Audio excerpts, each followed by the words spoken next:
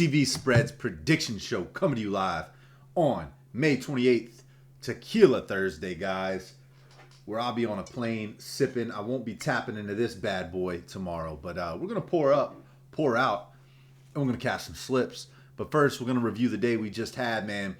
Hats off once again. Salute to Juan Soto for cashing us, boys. And salute to Yordan Alvarez. Back-to-back days. I don't know if you were on my story. If you were on my real play, a couple times a week I'll drop a real play, and it's always typically a massive lotto. You're talking plus 20,000, plus 10,000 odds, long shot. And man, we almost clipped it. We almost clipped it, guys. Plus 44,000. We were short by a Michael Harris home run. We had Alvarez, we had Murakami, and we had Soto. I luckily played the 3-leg with a couple bucks on it.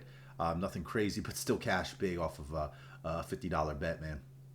Threw some money at it. I knew the Yankees were going to cash. No sweat. Locked that in. Massive win for us on play of the day. That was our best play of the day, was the Yankees at minus 150 or maybe minus 142 is I think where we locked it in at. Look, you're not going to get that value with Garrett Cole rest of the year, period. And after all I needed to see was that last game, and I said, the Yankees, Garrett Cole's not going to give up a fucking hit. He looked so good, and he looked good again today, man. It's nice to see him come back from that injury and play so well. But cashed a premium parlay. It was our top home run play of the day, plus 1,800. It was Juan Soto and Yordan Alvarez. Had a nice little day. The YouTube channel, we went 8-6 on the call, I believe, is where we finished out the day. That's 14 games slate, 8-6. Couple games went our way, a couple games didn't. Bad read on the Red Sox, not the Red Sox, on the Braves. The Red Sox got them. It was just a bad read on the wrong side there. I said in the show, if I'm going to be on the wrong side, I wanted to be with the Braves and their value. But we were on the wrong side. That was an ass whooping, man. They started out the first 3 innings with guys on first and second every inning. Couldn't drive them in. And then Elder got in the fourth, and then it was just downhill from there. So didn't look good. Wasn't a good showing for the Braves. Elder wasn't the same pitcher that he has been these last couple games and in the previous series against the Red Sox. Red Sox have had his number. They hit that home run against him. He's now lost 2 matchups against the Red Sox. So wasn't the right play, wasn't the right spot. That was one of our better plays of the day. But we also had the Diamondbacks, which was our third best play out of MLB today. We cashed that. It's our ladder challenge. We've now cleared 3 days on the ladder. We turned 100 into 2, 2 into 4, and now 4 into 8. Tomorrow we will have our second best play on our ladder challenge for free. So make sure you show some love, guys. Drop likes here. Make sure you're inside of the free channels to get that. Go to my Winible link, sign up for free. Go to my Telegram channel, join for free. Just so you're in the know, guys, for promos, for free plays, all that good stuff, cheat sheets, whenever I drop them. So I appreciate y'all tuning in. Let's get to the show. I will be flying early tomorrow, so I will be live tomorrow at 5:30.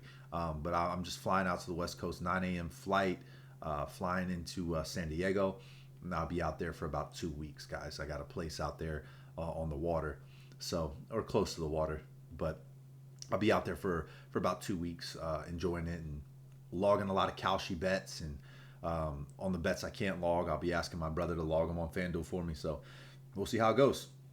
All right, here we go. Angels, Detroit. We're going to get into this matchup here. Let's get into the day's slate and go from there. So you got the Angels on the road, taking on the Tigers. You got Grayson Rodriguez and Jack Flaherty. Neither of these guys have had their best stuff, but Grayson Rodriguez, man, in his last 2 starts, walking a lot of batters, putting them in scoring position, giving up some hits as well. As you can see, that ERA is substantially high.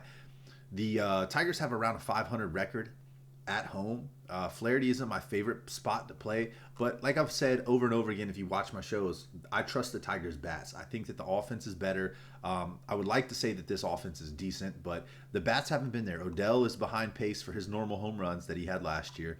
Mike Trout's doing decent with the home run ball. Zach Neto's behind pace. Not really. Neto's got 10. He's right where he normally is around this time of year. But yeah, I mean, you got home run power in this lineup. They just haven't been delivering consistently. Outside the home runs, I mean, they're not really driving in a lot.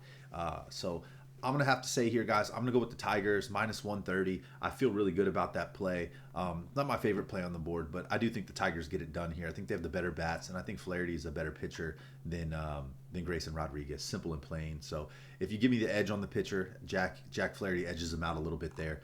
And then the edge is definitely to the bats, in my opinion, for the Detroit Tigers. Flaherty just has to not give up some home runs, and they'll be safe. If this comes down to hits, and we're not talking a home run ball game, because the home run power is on this side of the order. The hitting power is on this side of the order. You just got way more consistent hitters in this Tigers lineup, and I think they can get to Grayson Rodriguez, and especially if he walks some batters like he's done in his last 2 starts, he's going to give up some runs because these guys are going to drive him in. So Kleber, Torres, Kerry Carpenter, Colt Keith, Riley Green, those guys can hit the ball. Even Dylan Dangler's been playing great ball as of late. 9 home runs on the season. He's a little bit ahead of pace from where he normally is this time of the season. So give me the Tigers on the money line, and we'll keep it moving. Once again, guys, this is Blowout Alert. All my plays are in the description tab. This is also in the descriptions tab if you want to download it and sign up for free. Highly suggest you mess around with the free the free features, see what you think of it, and upgrade to Elite. Unlock things like batting signals, where our batting signals were absolute fire today. This will be for tomorrow's slate. It'll continue to update and give you fresh reads. But man, we absolutely cashed on our top 15 batters. We had 7 of them go yard. That's substantial, guys.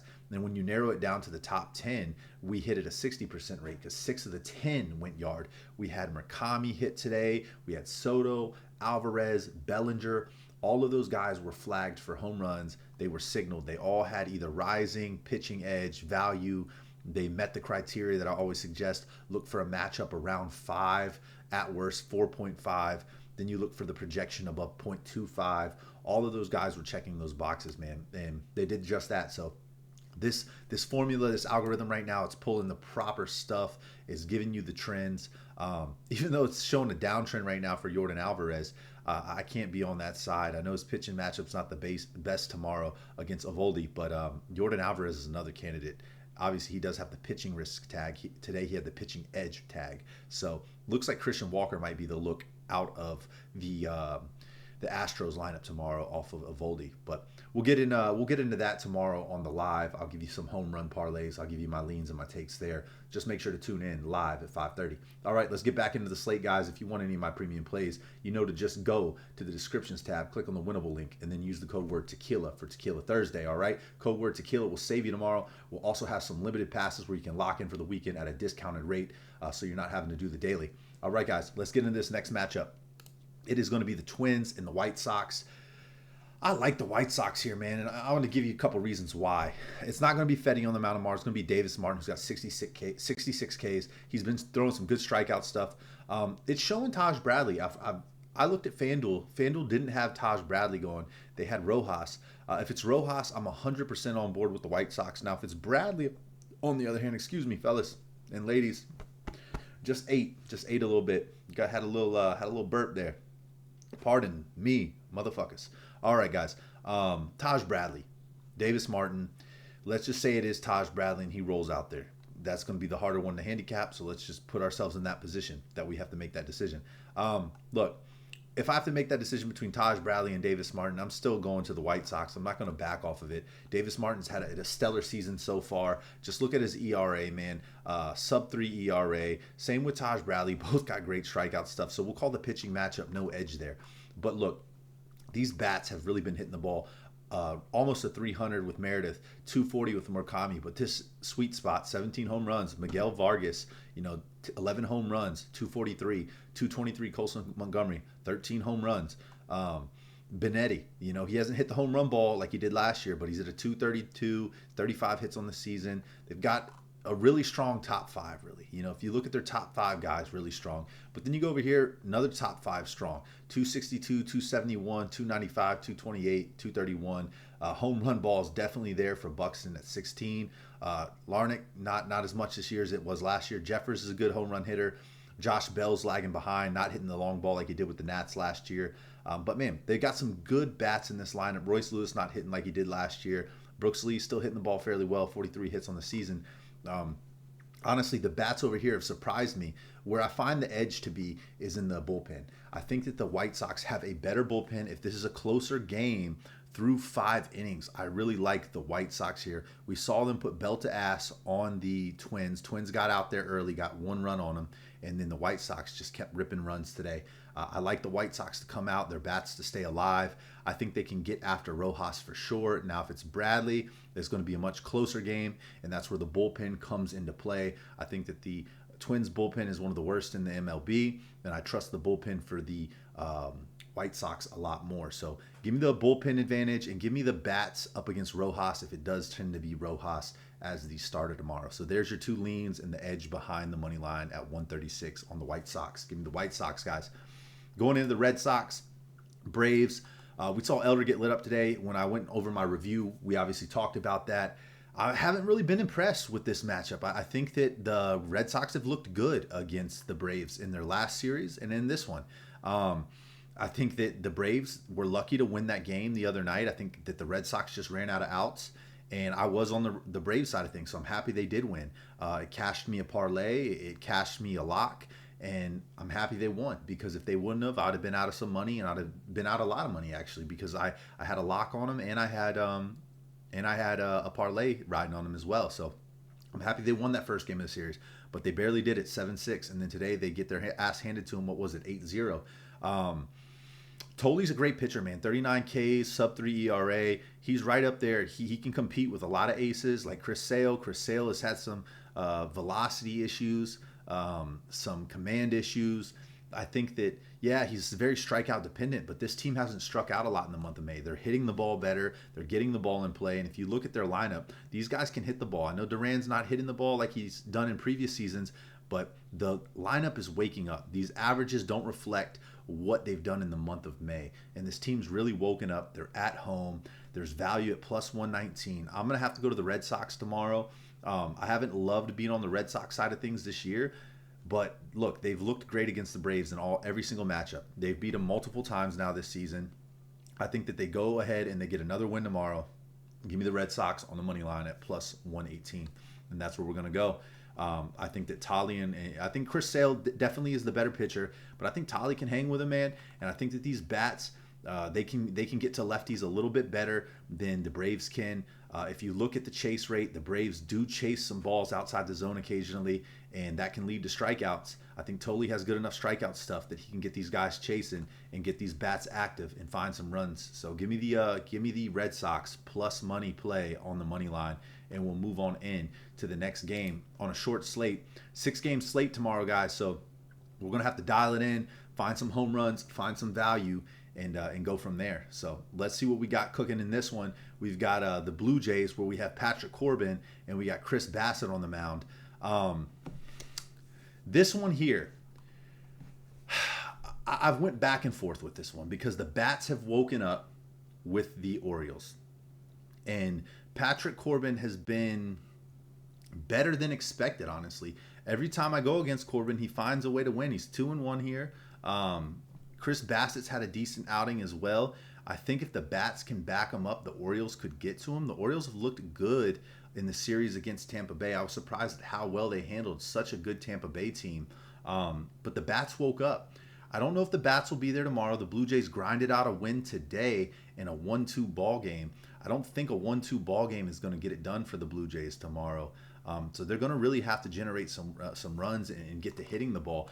I haven't seen enough out of this Blue Jays team for me to believe that they can do that. So I'm going to have to stick to what my gut told me originally, and that's just to back Chris Bassett, where I do believe Patrick Corbin's going to show us some regression. I think that this team still is going to continue to hit the ball well like they've done for the month of May, or at least this back half part of May, the last 2 weeks. I think the Orioles bats stay alive. Give me the Orioles on the money line at minus 136, and we'll move on into the Paul Skeens show here against the Cubs.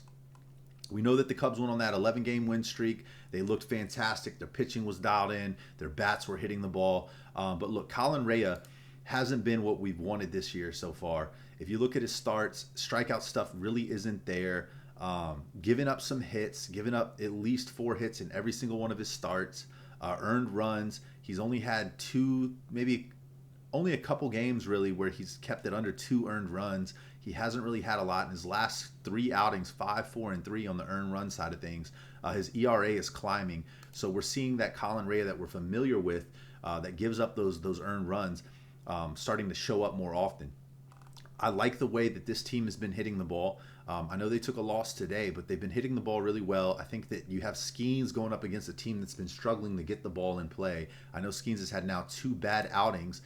He gave up 4 and 5 in his last 2 starts. But if you look at before that, man, he's a one ERA type of guy. Doesn't give up that. He's only had 4, 5, and 4 out of his last couple games. He had that horrific start to open the season against the Mets, and then after that, he kind of got going, and he had that one hiccup against St. Louis, and then those last 2 bad games.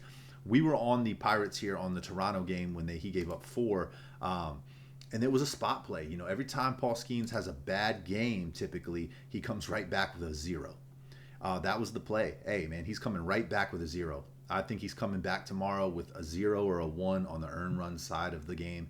And I feel comfortable taking him for under 1.5 or 2.5 earned runs. Give me Paul Skeens here. Give me the Pirates. It's not the sexy play at minus 175.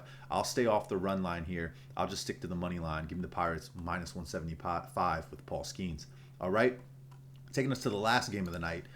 That's going to be the Houston Astros and the Texas Rangers, where we've seen this series kind of change blows back and forth. We're on the Astro side today. They just edged it out late in the ball game. Look, I like Eovaldi. I think he's got the better stuff here off the mound. Aaron Getty, I know his ERA is reflecting a lower ERA, but he has some control issues at times. And sometimes he falls short on the innings and they have to go to the bullpen earlier. You know, if he can get a game like this where he's got 7 innings, 6 innings, 7 innings where we see that, and he has the better strikeout stuff, 8, 10, 5. We're seeing those 5 to 7 strikeouts that Aaron Getty can get you. But he has control issues as well, and that's my concern with Aaron Getty. You don't want to put guys on the bases with this Rangers team. They can hit the ball. They can drive in runners. I trust the Rangers bats here, backed up by Eovaldi a little bit more than I do Aaron Getty and his control. Obviously, you kind of come in here and take a look at what Eovaldi's done. You know, his earned runs in his last start was 3, but he's been pretty good at keeping it under 2 for the most part. He had that struggles early in the season, but he's kind of got it together since then.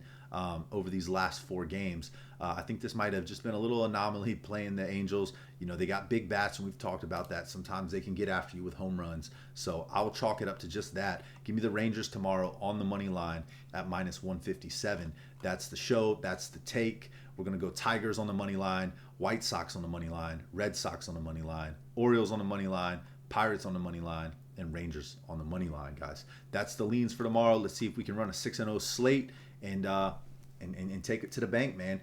This is where we can make our money sometimes, is on these shorter slates. We got to be a little bit sharper, and that's where we're at. I know we're on some favorites tomorrow, but I really don't like the underdog pitchers. I think that the bats for some of these favorites can get after them, and I just want to be on that side of things. Now, I say over and over again, there's typically 10% of the ball games where the run line is relevant. If I had to give you those games that I don't think the run line will be crazy relevant, I think you could give the Orioles a look. I just don't trust the Blue Jays bats. I think you'll get a decent enough outing from the Orioles. I also trust the Tigers bats a little bit more. So if you wanted to do like 1.5 with the Tigers, 1.5 with the Orioles, and maybe if you're feeling ballsy and think that the bats can get to Colin Rea, you could go 1.5 on the Pirates. But I'm just going to stick with the money line here because Paul Skeens has no problem keeping the score low. So if the bats don't wake up for the Pirates tomorrow and this is a lower scoring game decided by 1 run, I may not want to be on that side of things. So I feel pretty good about laying 1.5 with the Orioles and 1.5 with the Tigers. Outside of that, I'll just stick to the money lines on my calls, guys. That's where I'm at with everything. I hope you found this information useful. And if you did, man, please drop a like. Please drop a comment on who your favorite play of the day is. We were all over the Yankees today. We were all over the Diamondbacks. We were all over the Phillies. We just came up short on our Braves for a 4-0 sweep on our best plays out of MLB. And then, we cashed that home run parlay. And I don't believe we cashed our best player props, man. I think Teoscar Hernandez sold us.